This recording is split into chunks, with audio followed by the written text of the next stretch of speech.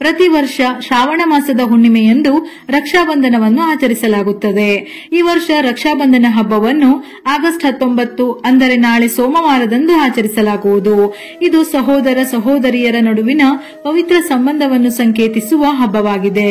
ರಕ್ಷಾಬಂಧನ ಹಬ್ಬವು ಶ್ರಾವಣ ಸೋಮವಾರ ಬರುವುದರ ಜೊತೆಗೆ ಈ ದಿನ ಸರ್ವಾರ್ಥ ಸಿದ್ಧಿ ಯೋಗ ರವಿ ಯೋಗ ಬಂದಿರುವುದರಿಂದ ಇದರ ಮಹತ್ವ ಮತ್ತಷ್ಟು ಹೆಚ್ಚಾಗಿದೆ. ಈ ಬಾರಿ ಶ್ರಾವಣ ಮಾಸದ ಹುಣ್ಣಿಮೆಯಂದು ಸಹೋದರಿಯರು ತಮ್ಮ ಸಹೋದರರಿಗೆ ಪೂಜೆ ಮಾಡಿ ರಕ್ಷೆಯ ಸಂಕೇತವಾಗಿರುವ ರಾಖಿ ಕಟ್ಟಿ ಸಿಹಿ ತಿನ್ನಿಸಿ ಅವರ ದೀರ್ಘಾಯುಷ್ಯಕ್ಕಾಗಿ ಪ್ರಾರ್ಥಿಸುತ್ತಾರೆ. ನಾಳೆ ಶ್ರಾವಣ ಹುಣ್ಣಿಮೆಯ ಜೊತೆಗೆ ರಕ್ಷಾಬಂಧನ ಗಾಯತ್ರಿ ಜಯಂತಿಯನ್ನು ಕೂಡ ಆಚರಿಸುತ್ತಾರೆ. ರಕ್ಷಾಬಂಧನ ಅಂದರೆ ಶ್ರಾವಣ ಹುಣ್ಣಿಮೆಯ ತಿಥಿ ಸಮಯ ಆಗಸ್ಟ್ 19ರಂದು ಬೆಳಗಿನ ಜಾವ 3:05 ಪ್ರಾರಂಭವಾಗಿ ಅದೇ ದಿನ ರಾತ್ರಿ 11:56 ಕೊನೆಗೊಳ್ಳುತ್ತದೆ. ಆಗಸ್ಟ್ 19ರಂದು ಆಚರಿಸಲಾಗುವ ರಕ್ಷಾಬಂಧನ ಹಬ್ಬದ ಶುಭ ಮುಹೂರ್ತ ಆ ದಿನ ಮಧ್ಯಾಹ್ನ 1:30 ಆರಂಭವಾಗಲಿದೆ. ಈ ದಿನ ಬೆಳಿಗ್ಗೆ 5:53 ಮಧ್ಯಾಹ್ನ 1:24 ಭದ್ರಕಾಲ ಇರುವುದರಿಂದ ಈ ಸಮಯ ರಕ್ಷೆ ಕಟ್ಟಲು ಸೂಕ್ತವಲ್ಲ. ಹಾಗಾಗಿ ಮಧ್ಯಾಹ್ನ 1:30 ರಾತ್ರಿ 9:07 ಒಳಗಿನ ಶುಭ ಗಳಿಗೆಯಲ್ಲಿ ರಕ್ಷೆ ಕಟ್ಟುವುದು ಸೂಕ್ತ. ಭದ್ರಾ ಕಾಲದಲ್ಲಿ ಏಕೆ ರಕ್ಷೆ ಕಟ್ಟಬಾರದು? ಯಾವುದೇ ಕೆಲಸ ಮಾಡುವಾಗ ನಾವು ಶುಭ ಮುಹೂರ್ತ ನೋಡುವಂತೆ ರಕ್ಷೆ ಕಟ್ಟುವಾಗ ಕೂಡ ಒಳ್ಳೆಯ ಸಮಯ ನೋಡುತ್ತೇವೆ. ಈ ದಿನ ಭದ್ರಾ ಸಮಯದಲ್ಲಿ ರಕ್ಷೆಯನ್ನು ಕಟ್ಟುವುದು ಶುಭವಲ್ಲ ಎಂದು ಶಾಸ್ತ್ರ ಹೇಳುತ್ತದೆ. ಪುರಾಣ ಕಥೆಯ ಪ್ರಕಾರ ಭದ್ರಾ ಕಾಲದಲ್ಲಿ ಲಂಕಾದ ದೊರೆ ರಾವಣನಿಗೆ ಆತನ ಸಹೋದರಿ ಶೂರ್ಪನಖಿ ರಕ್ಷೆಯನ್ನು ಕಟ್ಟಿದಳಂತೆ. ಅದೇ ವರ್ಷ ರಾವಣನು ಶ್ರೀರಾಮನ ಕೈಯಲ್ಲಿ ಕೊಲ್ಲಲ್ಪಟ್ಟನು ಹಾಗೂ ರಾವಣನ ಸಂಪೂರ್ಣ ವಂಶವೇ ಕೊನೆಗೊಂಡಿತ್ತು. ಈ ಕಾರಣಕ್ಕಾಗಿ ಭದ್ರಾ ಕಾಲದಲ್ಲಿ ರಕ್ಷೆ ಕಟ್ಟುವುದು ಶುಭವಲ್ಲ ಎಂದು ಹೇಳುತ್ತಾರೆ. ರಕ್ಷಾಬಂಧನ ಹಬ್ಬಕ್ಕೆ ಹಿಂದೂ ಧರ್ಮದಲ್ಲಿ ಹೆಚ್ಚಿನ ಮಹತ್ವವಿದೆ.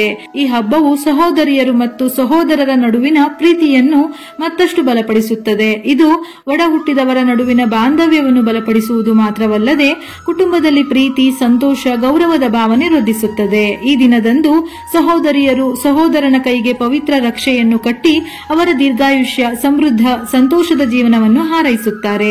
ಪ್ರತಿಯಾಗಿ ಸಹೋದರರು ತಮ್ಮ ಜೀವನದುದ್ದಕ್ಕೂ ಸಹೋದರಿಯರನ್ನು ರಕ್ಷಿಸುವ ಭರವಸೆ ನೀಡುತ್ತಾರೆ.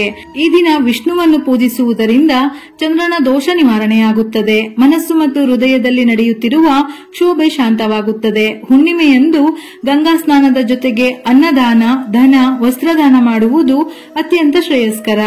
ಅಲ್ಲದೆ ಈ ದಿನದಂದು ವಿಷ್ಣು ಸಮೇತ ತಾಯಿ ಲಕ್ಷ್ಮಿಯನ್ನು ಸಹ ಪೂಜಿಸಲಾಗುತ್ತದೆ. ಹುಣ್ಣಿಮೆಯ ದಿನ ಲಕ್ಷ್ಮಿಯನ್ನು ಪೂಜಿಸಿದರೆ ಸಕಲವು ಪ್ರಾಪ್ತಿಯಾಗುತ್ತದೆಯಂತೆ. ಹಾಗೆಯೇ ಆಗಸ್ಟ್ 16 ಶುಕ್ರವಾರ ಯಾರು ವರಮಹಾಲಕ್ಷ್ಮಿ ವ್ರತವನ್ನು ಆಚರಿಸಲು ಸಾಧ್ಯವಾಗಿಲ್ಲವೋ ಅಂತವರು ನಾಳೆ ಹುಣ್ಣಿಮೆಯ ದಿನ ವರಮಹಾಲಕ್ಷ್ಮಿ ವ್ರತವನ್ನು ಮಾಡಿದರೆ ಬಹಳ ಶ್ರೇಷ್ಠ. ಹುಣ್ಣಿಮೆಯ ದಿನ ಲಕ್ಷ್ಮೀ ಪೂಜೆ ಮಾಡುವುದು ಪ್ರಶಸ್ತವಾದ ದಿನ. ಈ ದಿನ ವರಮಹಾಲಕ್ಷ್ಮಿ ವ್ರತವನ್ನು ಮಾಡಿದರೆ ಶುಕ್ರವಾರ ವರಮಹಾಲಕ್ಷ್ಮಿ ವ್ರತವನ್ನು ಆಚರಿಸಿದರೆ ಬರುವ ಪುಣ್ಯ ಪ್ರಾಪ್ತಿಯಾಗುತ್ತದೆ. ತಾಯಿ ಲಕ್ಷ್ಮಿಯ ಸಂಪೂರ್ಣ ಕೃಪೆ, ಅನುಗ್ರಹ ಲಭಿಸುತ್ತದೆ. ಒಂದು ವೇಳೆ ಕಳಸ ಇಟ್ಟು ಪೂಜೆ ಮಾಡುವ ಸಂಪ್ರದಾಯ ಇಲ್ಲವೆಂದರೂ ಈ ದಿನ ಲಕ್ಷ್ಮಿ ಅಷ್ಟೋತ್ತರದೊಂದಿಗೆ ಕುಂಕುಮಾರ್ಚನೆ ಮಾಡಿ ವ್ರತದ ಕಥೆಯನ್ನು ಕೇಳಬಹುದು. ಲಕ್ಷ್ಮಿಗೆ ಸಂಬಂಧಪಟ್ಟ ಶ್ಲೋಕ ಮಂತ್ರಗಳನ್ನು ಪಠಿಸಬಹುದು ಅಥವಾ ಕೇಳಬಹುದು. ನಿಮ್ಮ ಶಕ್ತಿಗೆ ಅನುಸಾರವಾಗಿ ದೇವರಿಗೆ ನೈವೇದ್ಯ ಮಾಡಿ ಪೂಜೆಯನ್ನು ಮಾಡಿ. ಮುತ್ತೈದೆಯರ ಆಶೀರ್ವಾದವನ್ನು ಪಡೆದರೂ ಕೂಡ ತಾಯಿ ಲಕ್ಷ್ಮಿಯ ಸಂಪೂರ್ಣ ಅನುಗ್ರಹ ಪ್ರಾಪ್ತಿಯಾಗುತ್ತದೆ.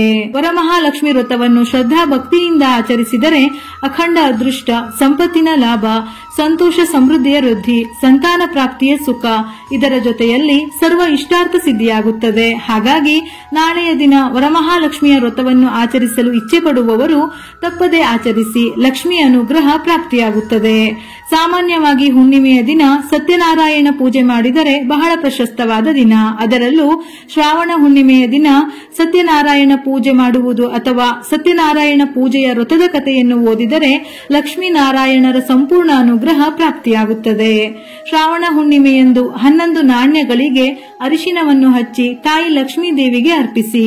ಬಳಿಕ ತುಪ್ಪದ ದೀಪವನ್ನು ಹಚ್ಚಿ ಲಕ್ಷ್ಮೀ ಚಾಲಿಸವನ್ನು ಪಠಿಸಿ. ಪೂಜೆಯ ನಂತರ ಈ ನಾಣ್ಯಗಳನ್ನು ಹಣವನ್ನು ಇಡುವ ಸ್ಥಳದಲ್ಲಿ ಇಡಬೇಕು. ಇದರಿಂದ ವ್ಯಕ್ತಿಯ ಸಂಪತ್ತು ಹೆಚ್ಚುತ್ತದೆ. ಜ್ಯೋತಿಷ್ಯ ಶಾಸ್ತ್ರದ ಪ್ರಕಾರ ಈ ವರ್ಷ ಶ್ರಾವಣ ಹುಣ್ಣಿಮೆಯ ಜೊತೆಗೆ ಗಾಯತ್ರಿ ಜಯಂತಿಯನ್ನು ಆಚರಿಸಲಾಗುತ್ತದೆ. ಈ ವಿಶೇಷ ದಿನದಂದು ತಾಯಿ ಗಾಯತ್ರಿಯ ವಿಗ್ರಹ ಅಥವಾ ಚಿತ್ರದ ಮುಂದೆ ತುಪ್ಪದ ದೀಪವನ್ನು ಬೆಳಗಿಸಿ. ಅಷ್ಟೇ ಅಲ್ಲದೆ ಗಾಯತ್ರಿ ಮಂತ್ರವನ್ನು 108 ಬಾರಿ ಜಪಿಸಿ. ಹೀಗೆ ಮಾಡಿದರೆ ವ್ಯಕ್ತಿಯ ಎಲ್ಲಾ ಕೆಲಸಗಳು ಸರಾಗವಾಗಿ ಪೂರ್ಣಗೊಳ್ಳಲು ಪ್ರಾರಂಭಿಸುತ್ತದೆ. ವಿಡಿಯೋ ಇಷ್ಟ ಆಗಿದ್ದಲ್ಲಿ ಮರೆಯದೆ ಲೈಕ್ ಮಾಡಿ. ಹೆಚ್ಚಿನ ಮಾಹಿತಿಗಳಿಗಾಗಿ ನಮ್ಮ ಫೇಸ್ಬುಕ್ ಪೇಜ್ ಅನ್ನು ಫಾಲೋ ಮಾಡಿ. ಇದೇ ರೀತಿಯ ಮನಮುಟ್ಟುವ ಉಪಯುಕ್ತ ಮಾಹಿತಿಗಳಿಗಾಗಿ ಮತ್ತೆ ಭೇಟಿಯಾಗೋಣ.